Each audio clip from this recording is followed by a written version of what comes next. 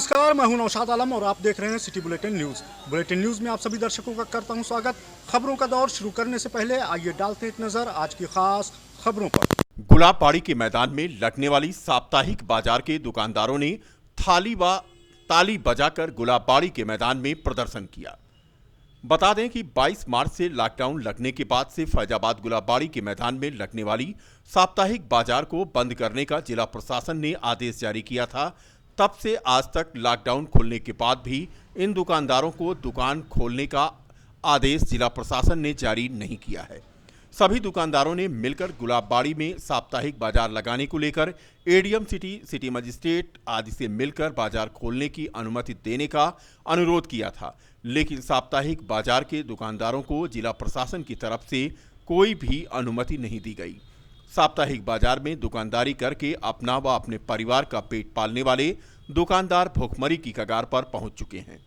बाजार के दुकानदारों ने रोजी रोटी के लिए पुनः अनुमति मांगने के लिए आज गुलाबबाड़ी के मैदान में सोशल डिस्टेंसिंग का पालन करते हुए थाली व ताली बजाकर जिला प्रशासन से मांग की कि बाजार लगाने की उन्हें अनुमति दी जाए। दुकानदारों का कहना है कि सैकड़ों दुकानदार बेरोजगार हो गए हैं। करीब 8 महीने बीतने के बाद अब जीवन यापन के लाले पड़ गए हैं। इस प्रदर्शन के दौरान मुस्तफा अहमद, अफजल, संदीप, अनिल, गोपाल, शेरू, रईस, ताजदार, अकबर आदि सैकड़ों की संख्या में पटरी दुकानदार मौजूद थे। और गुलाबबाड़ी में जो लोग सभी लोग इकट्ठा हुए हैं साप्ताहिक बाजार के लिए इकट्ठा हुए हैं। यहाँ पे एडीएम साहब को हम लोगों ने ज्ञापन दिया था कांग्रेस कार्यालय में, और उन्होंने कहा था कि 21 अगस्त के बाद आपकी बाजार लगेगी, लेकिन उसके बाद फिर कोई कार्रवाई हुई नहीं। और डीएम साहब को भी भेजा गया था ज्ञापन, और अब हम लोग भुखमरी की कगार पे आ गए हैं। हमारे परिवार भी सब एकदम भुखमरी पे आ गए हैं। कौन है सपोर्ट करने वाला? हम लोगों को कोई नहीं है। इसी बाजार के लिए हम लोग यहाँ पे कमाते खाते थे, इसी बाजार से पूरा खर्च चलता था हम लोगों का। जी, प्रशासन को हम लोग संदेश भेजना चाहते हैं कि हमारी बातों को सुने वो लोग और बाजार के लिए अनुमति दें हम लोगों को। सारी चीज़ें खुल गई है तो हम लोग पीछे क्यों हैं? हर जगह बाजार खुला, सारी चीज़ें चल रही है, हर बाजार खुले, मॉल खुले हुए हैं, तो हम लोग पीछे क्यों हैं? हम गरीबों के लिए सारी चीज़ें कोरोना है, बाकी किसी चीज़ के लिए नहीं है।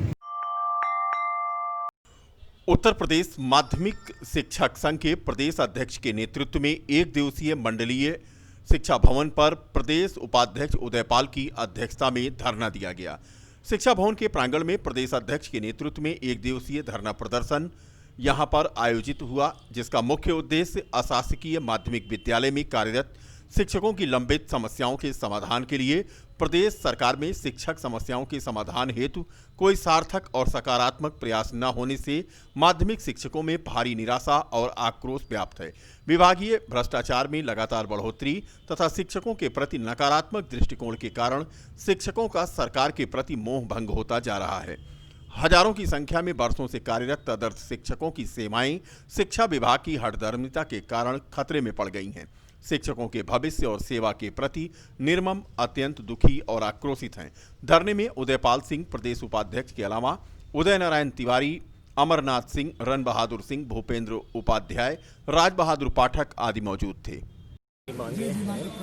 एक तो आज हम ज्ञापन देंगे संयुक्त शिक्षा निदेशक महोदय को, और इन्हीं के माध्यम से माननीय मुख्यमंत्री जी को हमारा ज्ञापन जाएगा। उसमें हमारी प्रदेश की जो मांगे हैं, विशेष करके तदर्थ शिक्षकों के विनियमितीकरण की बात हम लोग लेकर के चले थे, संघर्ष कर रहे थे, लेकिन सरकार उस पर कोई बढ़िया सकारात्मक रुख नहीं अपनाई। उसी के विरुद्ध हम लोग आज यहाँ एकत्रित हुए हैं और अपना धरना प्रदर्शन का कार्यक्रम चला रहे हैं। हमारा ये कार्यक्रम पूरे प्रदेश में 27 अक्टूबर से लेकर के चल रहा है। हर मंडल पर हम लोगों का ये कार्यक्रम आयोजित किया जाएगा। मांगे पूरी न होने पर किस तरीके से? मांगे न पूरी होने पर कार्यक्रम तो हम आगे करते रहेंगे, लेकिन अभी हम प्रतीक्षा कर रहे हैं कि देखते हैं सरकार का क्या रुख है और हमारे पक्ष में क्या सरकार कर सकती है। लेकिन हमारा सरकार से विशेष रूप से ये आग्रह है कि हमारे तदर्थ शिक्षकों का विनियमितीकरण कराया जाए, और यह बहुत ही ज्वलंत मुद्दा है। और आप समझिए कि इसमें सेवाएं लगभग 20-20 वर्ष, 22-22 वर्ष तक की सेवाएं, और कल्पना करिए कि जिस शिक्षक की सेवा जो 20 से 22 वर्ष सेवा कर चुका है, वो अगर उसके ऊपर कहीं कुछ बात होती है तो क्या गुजरेगा। इसको एक मानवीय दृष्टिकोण अपना करके इस पर सरकार को ध्यान देना चाहिए। क्या नाम है? जनपद के जिला अस्पताल के ब्लड बैंक में जश्न ईद मिलादुल नबी के अवसर पर टाटशाह वेलफेयर सोसाइटी के जानिब से रक्तदान शिविर का आयोजन किया गया। कार्यक्रम के मुख्य अतिथि जिलाधिकारी अनुज कुमार झा द्वारा डोनर्स को सर्टिफिकेट दिया गया। अल्पसंख्यक सभा समाजवादी पार्टी के महानगर मोहम्मद आसिफ चांद ने कहा कि 20 यूनिट ब्लड दान किया गया है। रक्तदान महादान है। जब किसी व्यक्ति की मौत रक्त के अभाव में होती है तो ऐसे में इंसानियत यह है कि बिना खून के किसी की जान न जाने पाए।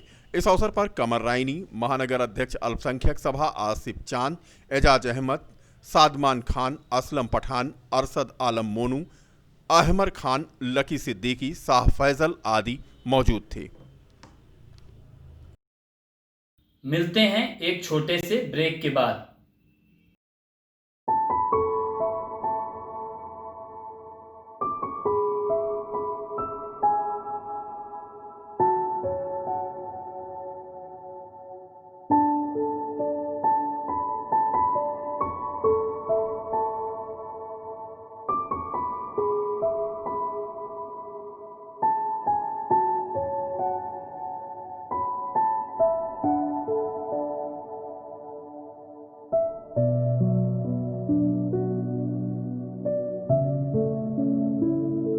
कोरोना का डर अयोध्या दीपावली की तैयारी कर रहे कुम्हारों को भी सता रहा है, जिसके कारण इस बार कुम्हारों ने बनाने वाली मूर्तियों की संख्या को कम कर दिया है।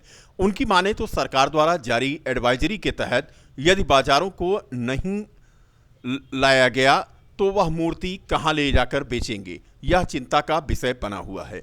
अयोध्या में दीपावली की तैयारी शुरू है तो वहीं कुम्हारों ने भी दीपावली पर्व पर होने वाले लक्ष्मी गणेश पूजन के लिए मूर्तियों को तैयार करने का काम तेज कर रखा है। अयोध्या के रायगंज क्षेत्र में रहने वाले कुम्हारों ने लक्ष्मी गणेश, हनुमान, दुर्गा सहित कई प्रकार के खिलौनों को तैयार किया है, जिसे दीपावली के मौके पर लगने वाले बाजारों में वह दुकानों पर बेचते हैं। लेकिन कोरोना महामारी के कारण इस वर्ष जहां बाजारों की रौनक घटती दिखाई दे रही है तो वहीं कुम्हारों को भी कोरोना के कारण बाजार न लगने का डर सता रहा है, जिससे तैयार किए गए इन मूर्तियों को वह किस प्रकार से बेचकर अपने परिवार का पालन पोषण करेंगे, यही सोचकर वह परेशान हैं। मूर्तियों को तैयार कर रहे कुम्हार लॉकडाउन के दौरान 3 महीने से अधिक का समय बीत गया, उसके बाद मूर्तियों को तैयार करने का कार्य उन्होंने शुरू किया है। इस वर्ष की हालत यह है कि वह अनिश्चितता के दौर में है। पहले की अपेक्षा हालांकि उन्होंने कम मूर्तियां बनाई हैं क्योंकि कोरोना के कारण दुकानदारी कम है। इस बार अयोध्या में मूर्तियों को लेकर लगने वाला बाजार लगता भी है या नहीं, यह प्रशासन के ऊपर है, लेकिन इस वर्ष दिक्कतें बहुत हैं। नहीं, हमारे यहाँ तो दीपावली के लिए लक्ष्मी गणेश की मूर्ति और दुर्गा जी की मूर्ति और हनुमान जी की जो है कई तरीके की मूर्ति हम लोग बनाते हैं। इसके अलावा गुड्डा गुड्डी और हाथी, शेर, चूहा जो ये सब बच्चों का खिलौना है वो हम लोग भी बनाते हैं। लेकिन अब की बार हम लोग जो है ज़्यादा नहीं, थोड़ा बनाए हैं, ये कोरोना की वजह से कि अब की दुकान लगे कि ना लगे, तो इसीलिए जो कम बनाया गया है। व्यवसाय पे प्रभाव तो पड़ा, लेकिन उसके लिए अब ये भी देखना पड़ता है जो हो रहा वो भी तो सही है। मतलब जो सरकार कर रही कोरोना के लिए ये भी सही है, इसके भी मतलब देखते हुए सब काम कर रही है। अगर छूट दे दिया जाए तो कोरोना और फैलेगा, तो इसीलिए जो कर रही वो सही है। हाँ, संतुष्ट, कोई दिक्कत नहीं है। अरे अब के थोड़ा कम मिलेगा और क्या होगा, इससे ज़्यादा कुछ नहीं। चिंतित मूर्तिकार, अब उनकी नज़र प्रशासन की ओर है कि देखते हैं कि प्रशासन क्या करता है। की वजह से लॉकडाउन 2 महीना बैठे बैठे 3 महीना में मूर्ति बनाया गया है और मूर्ति हर साल से तो कम बनबे करे। अब की थोड़ा बहुत की दुकानदारी डाउन है, हर चीज़ का सभी लोग को दिक्कत है, इसलिए अब की मूर्ति थोड़ा कम बना हुआ, ज़्यादा तो बना हुआ नहीं है। इसलिए आपकी थोड़ा मूर्ति कम है। अब देखिए बाज़ार किस तरह होता है कि दुकान उकान लगता है कि नहीं लगता है, इसीलिए घर से थोड़ा दिक्कत तो है ही है आपकी।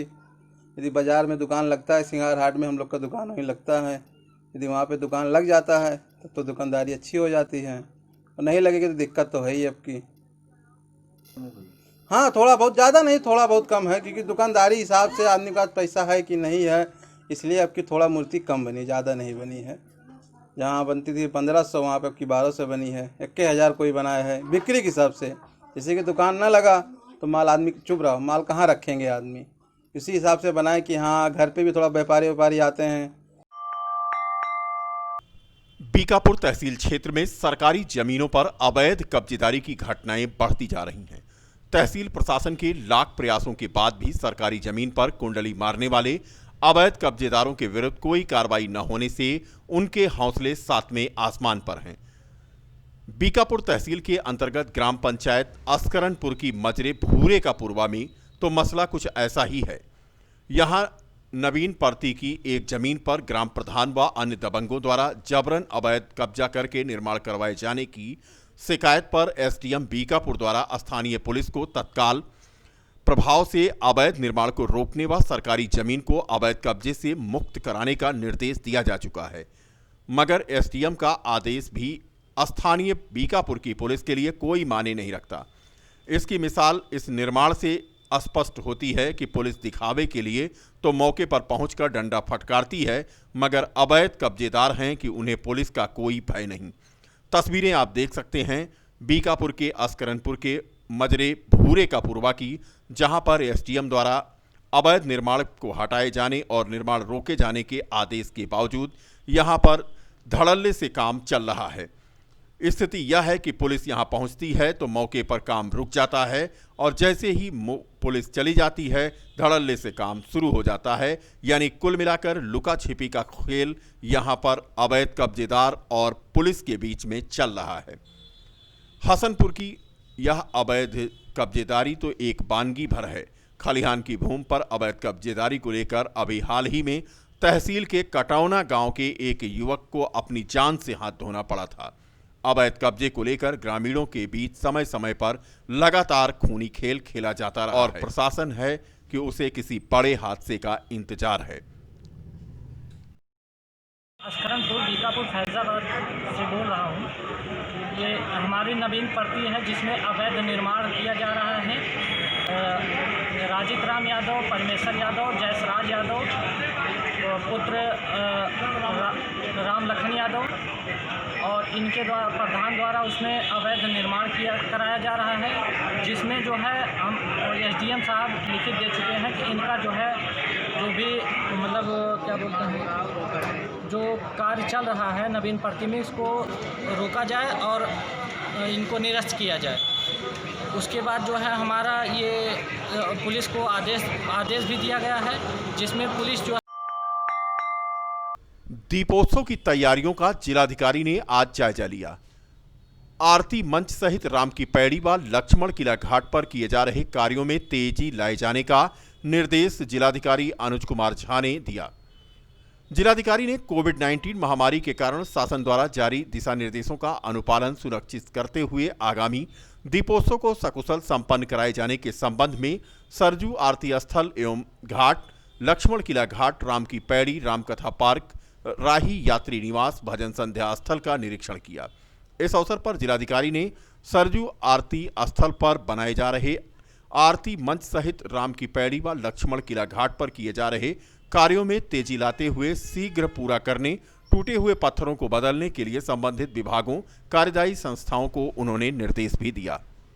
माननीय मुख्यमंत्री जी का ये निर्देश प्राप्त हुआ है कि कोविड के जो प्रोटोकॉल्स हैं, SOPs हैं, उनका पूरी तरीके से पालन करते हुए दीपोत्सव का आयोजन होना है। तो उसी के वो दृष्टिकोण में रखते हुए तैयारियां सब शुरू की गई हैं और उसमें चूँकि काफ़ी काम जो पहले से चल रहे थे वो हमारे कंप्लीट हो चुके हैं। जैसे हमारा राम की पैड़ी जो है बहुत अच्छी शेप में है। उसके अलावा जो घाट्स हमारे जो बन रहे थे, लक्ष्मण किला घाट का निर्माण चल रहा था वो हमारा पहले ही पूरा हो चुका है। आरती घाट पे कुछ काम कराना है वो भी कराया जा रहा है। हमारा रामकथा पार्क का जो विस्तारीकरण का काम था वो भी लगभग कंप्लीट हो चुका है। तो उसी को आज हम लोगों ने सब देखा है और अपनी असेसमेंट हमने की है कि कितनी हमारे पास कैपेसिटी है, जो सोशल डिस्टेंसिंग के साथ कितने लोग बैठ सकते हैं, और उससे भी आधी कैपेसिटी पे हम लोग प्लान कर रहे हैं। तो बहुत ही सेफ़ तरीके से हो उसके लिए सारी प्लानिंग हम लोग कर रहे हैं और अच्छे तरीके से अच्छे तरीके से चाहिए। परंपरागत जो कार्यक्रम थे जैसे वो रिकॉर्ड दीपों का जलना, साके से झांकियाँ निकलना। आज के लिए बस इतना ही। कल फिर मिलेंगे इसी समय इसी चैनल पर। तब तक के लिए नमस्कार।